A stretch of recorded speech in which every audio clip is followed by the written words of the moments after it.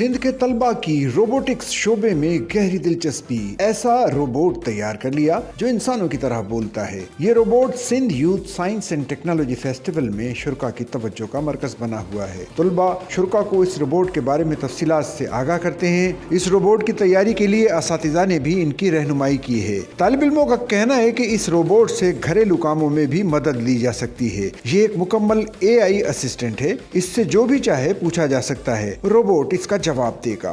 कोई शख्स जैसे ही इस रोबोट को इसका नाम लेकर पुकारेगा, रोबोट एक्टिव हो जाएगा और उसके सवाल का भरपूर जवाब देगा। सच्चल न्यूज़ नेटवर्क की वीडियोस में खुशामदीद। नाजरीन, वीडियो से मुतालिक अपनी कीमती राय का इजहार कमेंट बॉक्स में जरूर करें और चैनल को सब्सक्राइब करें।